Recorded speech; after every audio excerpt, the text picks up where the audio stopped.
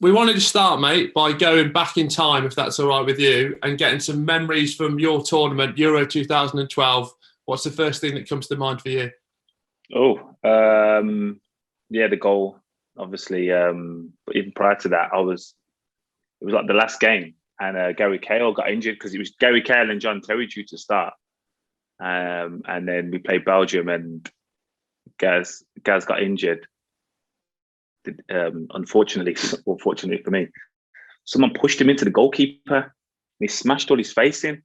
It wasn't you, was it? So I was on the bench waiting to come on.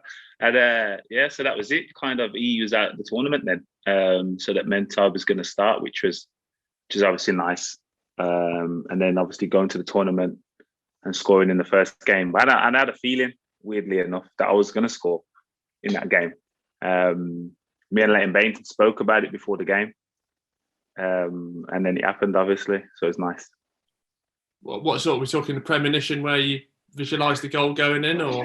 Yeah, just scoring, not how it was going to go in or kind of what type of goal I was going to score. But just sometimes you had a feeling playing and I knew it was going to score, and it was that. I just had that feeling. Confidence was high. Yeah, I mean, I was starting for England in a major tournament and off the back of City winning the title. So it was good times. Very good times indeed.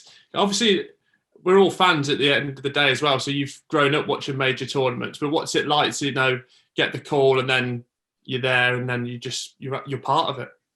Yeah, it was again surreal. Missed out on the tournament 2 years before the World Cup. I got injured, so I didn't go to South Africa, which I was gutted about because I was in and around the squad before that and contesting probably third, fourth in line. So that was disappointing. But then to go and just to experience that and, like you say, be a fan first and foremost, and then get the opportunity to play in a tournament was mad. And to score a goal and to realise the nation's attention is on that goal or that occasion for till the next game. Really, that was a bit weird to kind of think about after the game. What's it like with that sort of support? I'm thinking more pre-tournament as well. Does that sort of filter through to the camp with all the press and all the fans? What was the mood at the time? Again, for me, good mood. Personally, City were champions, so I was confident going into the tournament. And then going in there, it was a good vibe. It was a youngish squad. Jordan was even in the squad then. So there was a good vibe in general. It was different to now. I think that the public, rather than expecting them to fail, kind of thing. So it was different, but as I said, for me personally, it was enjoyable. And then, when you're there, what's it like experiencing just that camp atmosphere as well? Because obviously when you're doing the club level day to day, it's a lot different to just, it's these 23, 26 lads for the next however long. Yeah, well, again, you kind of get used to that. It's like an extended pre-season camp. You just kind of do them things anyway. You're used to being around the same bunch of players and lads for a while. It was different because obviously it was over two countries. It was Ukraine and Poland. So there was a little bit more traveling, spending the odd night in different hotels rather than the same hotel. And again, it was just it was nice because the fans were able to kind of be at the hotel when we leave and when we're arriving. If we had the afternoon to kind of go and get a coffee and stuff like that, we'd see fans and stuff like that. So the whole occasion was good. Just obviously the final outcome wasn't what we would have hoped. Well, let's speak about that final outcome as well. I mean, that game against Italy, going to extra time and penalties, just talk me through your emotions through that game. Yeah, well, I think we were quite lucky actually in the game. I think they had a couple of opportunities to score, didn't. But again, going into the game, we were confident. We'd competed against obviously top nations and again top strikers. I played against Benzema and Zlatan in that tournament, so that was good. And then it was against Mario, you know what I mean, who obviously at the time was one of the top strikers in Europe. And again, we were probably fortunate enough to not concede in that game, but overall went through to pens, and it wasn't something I was looking to do or to be part of. Yeah, I'm not a penalty taker. So my hand didn't go up when we got to that stage. What is that stage like? Because I mean, doing these interviews as well, we spoke to William Gallas. He said he was they hadn't even decided the penalty order for the World Cup final here. So had that been decided for England or? No, I don't think you can. I think you can try to do it, but you don't know who's going to be on the pitch, so you don't want to plan for 5-6 penalty takers and then injuries or whatever change the scenario. So it was a case of let's get to that stage, and obviously then decide who's taken. And we'd practice penalties throughout the tournament, or when knockout stages came, kind of thing. So we was prepared to know where you was going to go and where you were going to take your penalty. But in terms of the order, it was just a case of who wants to take them, because you don't want to put anyone under pressure that doesn't want to take them. There's enough pressure as it is. So the lads stepped up bravely enough and went through to take them. You know, you said you practiced penalties there as well. Was there sort of an emphasis on that during the training and the camp as well? Because obviously England and penalties is sort of synonymous for the wrong reasons. Yeah, it was. So I think it was after the second game, maybe. I think after we kind of realised we was going to go through, and now it can happen. There was every session. There was 3 goals set up simultaneously across the goal line, and then you just went through. And you just took a penalty against all the keepers, which was Joe Hart, Jack Butland, and who was it? Fraser, maybe? Fraser. I think he was second choice. But again, we just kind of took the pens and everyone had to go against all the keepers. And you just, as you said, it was just a case of decide where you're taking it and put it there and try and put it there, rather than just going up there and see what you feel to do or what feels right. So again, I knew what I was trying to do, but I wasn't prepared enough or brave enough to step up. Well, I mean, it's a big one as well. Obviously, we focused on the Italy game was there, but there were some great memories from that tournament as well. What stood out for you during the games? Probably that Sweden one. Obviously, the goal, playing against France, and again, some friends in that team. And then we played the host nation, Ukraine. We played them, and that was obviously a big occasion. Massive game. That was a great atmosphere in Shakhtar's stadium. And then just playing against Zlatan, obviously was a big name. He's a big name, top player. And just coming out on top in that game as well. So the whole experience in general was good. Obviously we got knocked out on pens, but for me to go to a tournament is not, you can say you dream about it, but you don't. Like, I didn't dream about playing in the European Championships and scoring a goal as a kid. You know what I mean? It was just, you hope to play for England if you make it as a footballer, and lucky enough for me, I did that. What's that one-on-one battle like with Zlatan? Is it like going to war pre-game? Is there any sort of extra homework that goes into it? No, you just respect all the players. But there was an occasion where the ball was going out for a corner, and I've tried to nick it.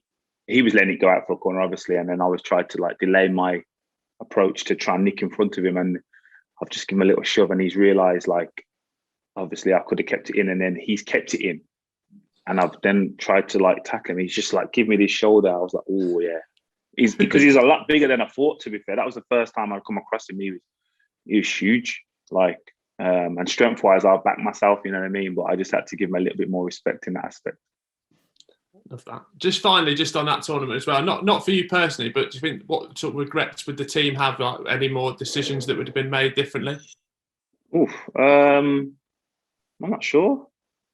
Again, there's always regrets, and you can look back and tweak certain things. But Italy went on to be finalists. You know what I mean? So we got knocked out to them in penalties, and as I say, there's always some things, but I don't look back and think, oh, I wish I did that, or wish I never did that kind of thing. It was a case of we had a team that we thought we could compete, and we did that, but unfortunately it wasn't enough. That Pirlo penalty as well. I mean, stepping up's hard enough as well, but that I wouldn't even do that down the park. I know, yeah, that's the thing. But obviously, that's when experience counts. People like that have played in massive games, finals of and all that, World Cups and European Championships. So that's when experience counts, and you just need that little bit of more composure. And if you've played in them games and experienced them occasions, then you tend to have that. You can chip one down the middle. Who is the best centre half partner, Joleon, you've played with across your England career? I would say Jagielka. Yeah. Like John Terry and Rio Ferdinand are the best, for me, the best, two of the best players at centre halves England. But for me, my best performance was a game against Spain at Wembley. We won 1-0. And it was me and Jags, and we were kind of thrown into the deep end. It was in the squad. There was me, Jags, John Terry, and Gary Cahill, and it was kind of like the game before. I think it was a qualifier game. This was a friendly, so we were just kind of like Fabio Capello, as if to say, "Go on, go and have a game," and justify why I play John Terry and Gary Cahill, because Spain at the time were like world champs and European champs, I think, as well. So this was like their primetime team. So we played, and obviously we beat them 1-0. And then I remember around the time that people saying, "Oh, they should get an opportunity," but it was kind of like, I didn't want that to happen. You know what I mean? It was kind of like I was giving you a cap. I wasn't giving you an opportunity to kind of give me a headache. So it was kind of weird. But yeah, that I would say Jags, because when we played together, I think we played together against Switzerland as well. We won 7-1. We wanted to play well with each other because we knew each other. We played in the same 18s team and 21s and stuff like that. And now also Everton. So is that like something that you and Jags chat pre-match about before as well? You're thinking like, we're going to show him? Oh yeah, definitely. We would have a conversation just on that, not in terms of competing against JT or Gary Cahill. It was more a case of we had a feeling, without speaking to each other prior, we just had a feeling that was the reason why we were playing. It was just a case of, this is a nothing game in terms of if you win, if you lose, it was expected because they're Spain. But so we had a brief chat about that. But yeah, me and Jags got on well after field, which helped as well. How was Fabio Capello for you? Because I've spoken to a few different England players. I mean, no one's waxing lyrical about him. But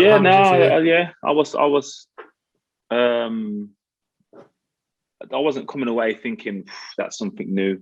And again, I was hoping for that. He's obviously a legend, a manager and stuff like that. He'd managed some of the best players in my position ever. So I was hoping there was going to be little nuggets you could take away and stuff like that. But that wasn't the case. I definitely feel he failed with the culture aspect of it all.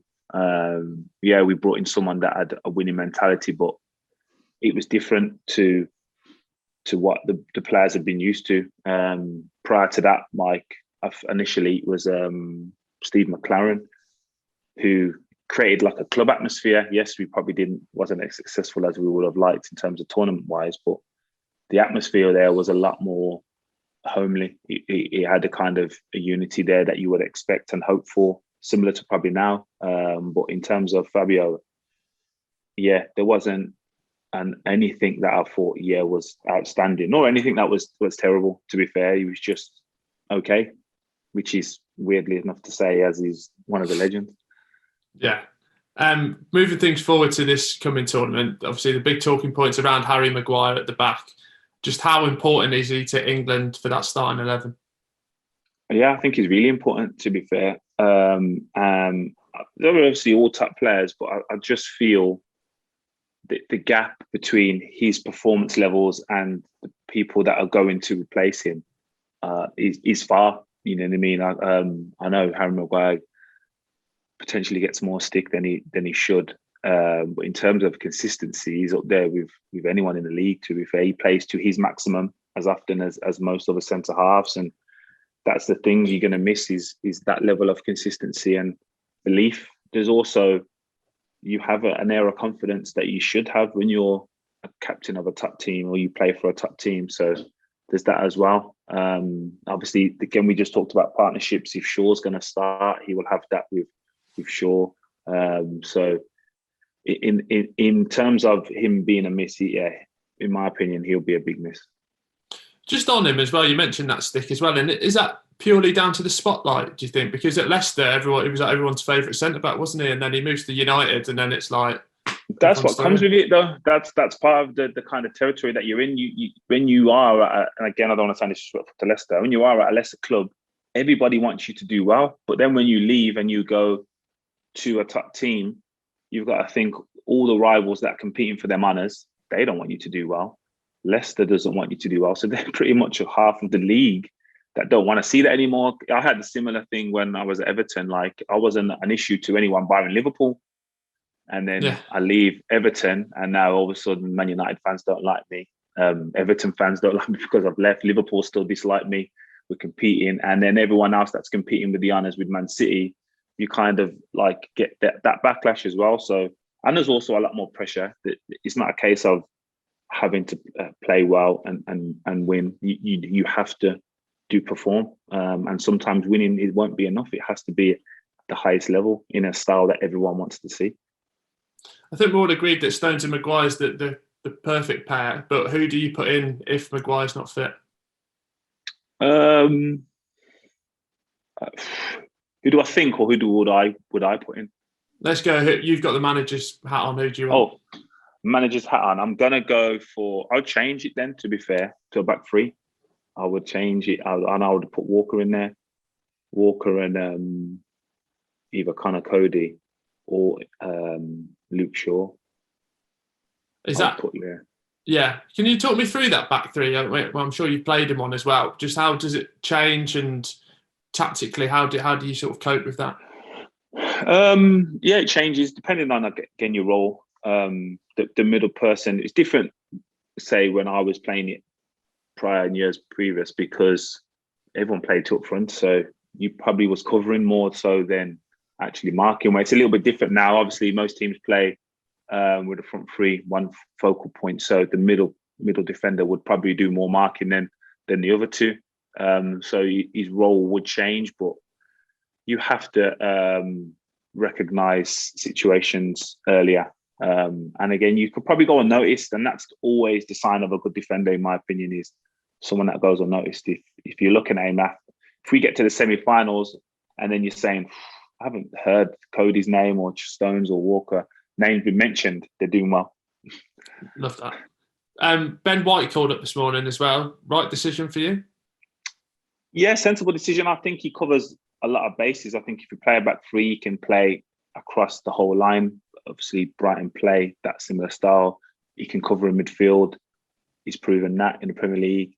And he can play right back. So in terms of that aspect, it makes sense. And if last night was an audition, I think he looked the most composed out of the people that were on audition.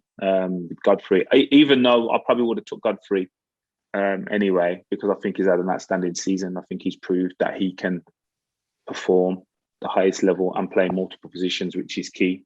But when you get to this level, it's not about playing multiple positions. It's about being the best at what you do, and that's what we need more of. Is players that, if we get 5 or 6 injuries, then the likelihood of it, you probably won't reach the finals anyway. But if you have your best players, they need to be the best at what they do. Let's move things to the attacking lineup as well. And this is the first time in my lifetime where especially that front three just feels like we could actually beat anyone.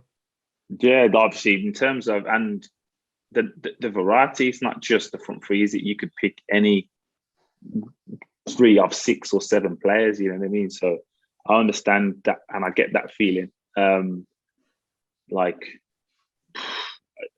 probably the hardest decision to pick. And what I feel we need to do as fans is realise we're not just picking 11 players and they're going to play every minute of every game. Like, we need to be able to say, okay, well, these are the 3 that start this week, or this game, and the next game we may have another 3. I think Harry Kane's going to play, obviously, every minute if he's fit, stuff like that. So it's 2 that complement him, and it's going to vary on the teams that we face. And we're not, as a nation, we're not used to that. We're not used to rotating our England team. We're used to saying 1 to 11, they play. He doesn't play, and what's going to happen now? No, we need to get used to seeing different numbers in the starting lineup rather than 1 to 11. Who are some of the, away from Kane, who are some of the attacking players that just really get you excited? Literally all of them. Like, I feel in current form, I feel Phil and Jack will play. either side of because I still believe that he'll go for a back three, which means then it's midfield four across the middle, and then a front three. In current form, I'd like to see Jack and Phil.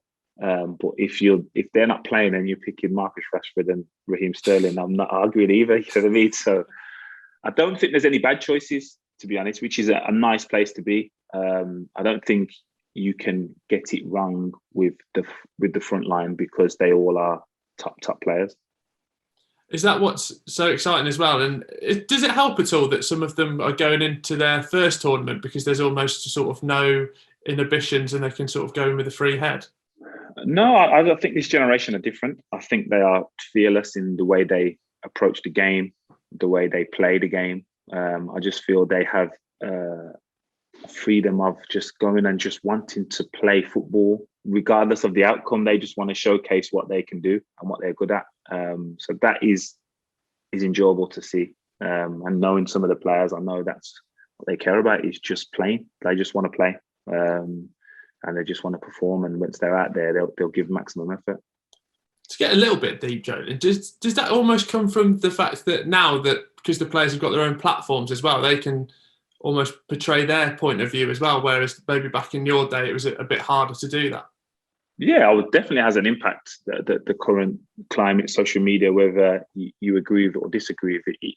It gives fans an opportunity to see what people are like. You've got to think, prior to social media, you only paid attention to the players that played for your team. Like there was no kind of, you were never going to recognize what Phil was like as a person or Jack. But now social media, they've got millions of followers. So it's obviously other fans in the Premier League that are paying attention to them and take a likeness to them. So I think it's different now. I also think the generation of fans support players as much as teams. I think the older generation support teams, but I think if you, like my kids, I know they like players. So if their players change teams, they're changing teams, and I'm like, well, that's kind of new to me. So, but we just have to respect that. It's better outcome for the individuals because you have a platform to show what you're like as a person rather than just be seen as a footballer. We spoke a bit about Harry Kane as well. Yet to score at a European Championship, but I'm sure we'll rectify that in this one. How do you mark him in his sort of current role? Because it's like he's dropping deep, and then it's like a makeshift striker role now, isn't it? Yeah, I think he's dropped deep for the system that was applied at Spurs.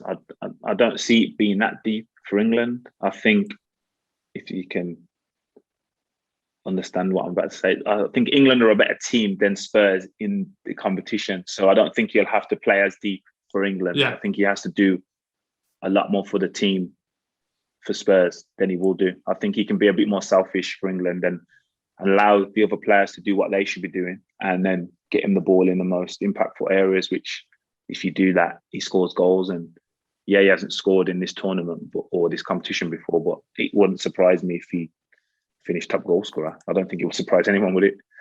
No, definitely not. I'm getting excited chatting to you this morning. I mean, what do you think? Do you think it can come home? Of course it can. Heart, I'm going to say England, but head, I've got to go with France. Like, if you're handpicking a team,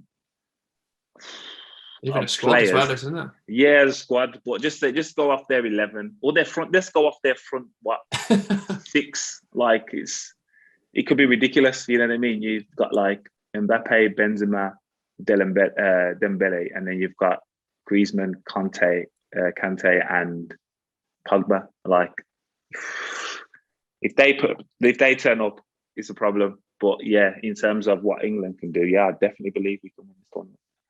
Love that. Croatia's the first game. Anyone that we need to watch out for? I'm sort of thinking the obvious ones there. And how important is it just to get off to the right start? Yeah, I've heard and I've spoken to people like managers like Glenardo. He said it's so important to win the first game and just release some of the pressure that you've been under going into the tournament. You're chasing your tail a bit if you don't.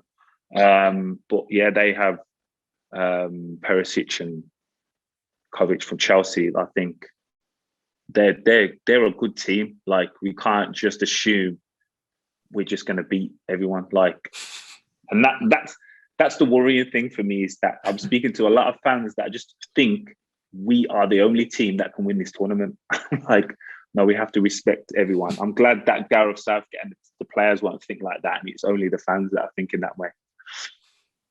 Scotland, that game, that's the one I'm most nervous about, because it feels that's what's most on the line for that one as well, doesn't it? Just because it feels like a derby game. Yeah, I'm not. To be fair, again, it's going to be a lot, and what's going to help is obviously we're going to have a lot of fans, and the beauty of the situation, I know it's not ideal, is that there's not going to be many people that are from other nations. It's going to be England fans in these stadiums.